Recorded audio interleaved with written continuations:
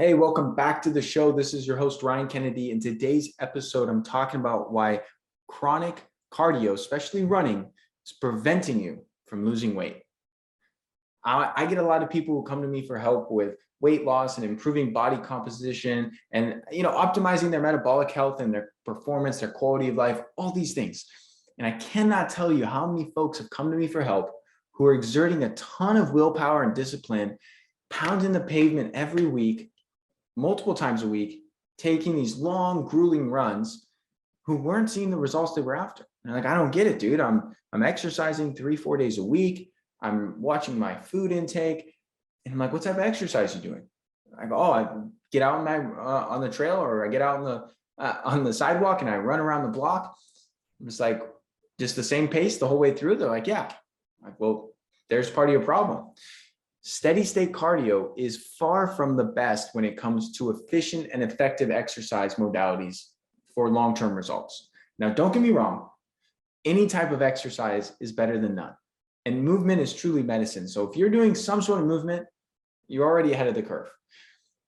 But if you're looking to optimize your results and get the most bang for your buck as far as your return on investment, your return on your time and energy investment, running is at the bottom of my list.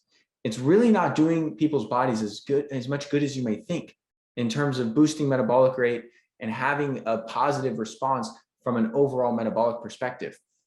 And so if you're looking to burn fat, I really don't think running is a necessity. And it puts a lot of stress on your joints, especially if you're already overweight. And even if you're not overweight, it could put a lot of stress on your joints. So I am not a fan of running for long distances. Now, with that being said, the mental health component of it is something to consider, because running does make you feel good. You get those endorphins going, and it can be a great form of moving meditation where you can get into a flow state and you can get some great time to think and de-stress and decompress, and you do feel great afterwards.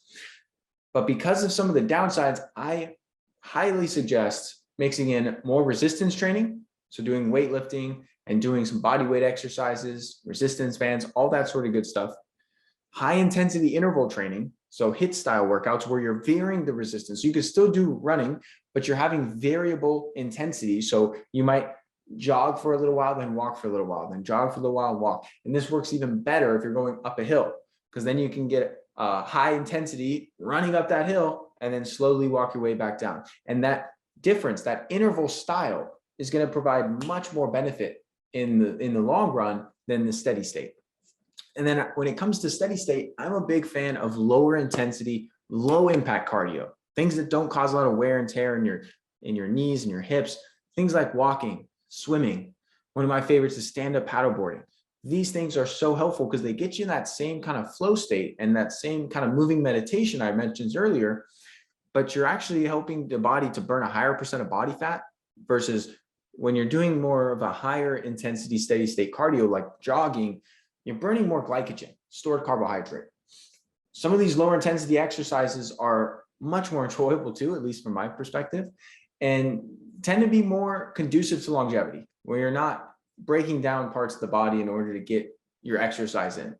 So if you love running, go get after it. I'm not here to tell you why you shouldn't run. Ultimately, I'm here to explain that there are other forms of exercise that, in my opinion, are more enjoyable and are objectively more efficient and effective when it comes to fat loss and overall health.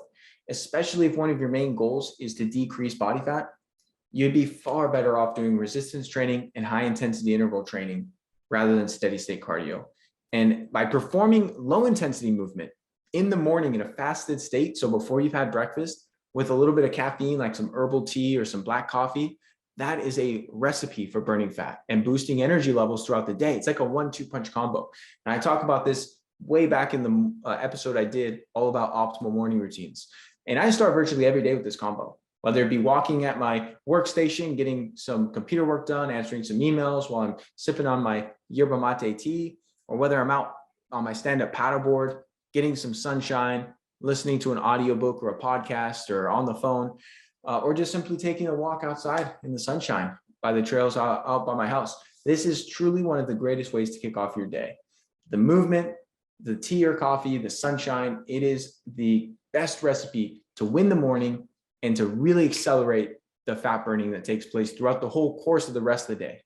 So if you know anyone that's a big avid runner who's not seeing the results they're looking for in regards to their body composition, highly recommend you share this episode with them. I'm sure they'll find it valuable, and I'll see you on the next one.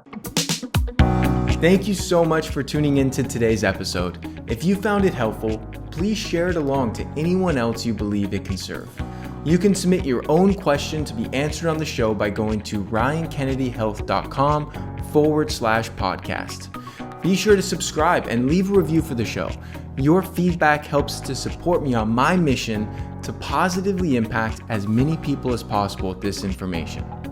Please note, the information depicted in this episode is purely for informational purposes only. Please consult your healthcare professional before making any changes to your lifestyle or routine.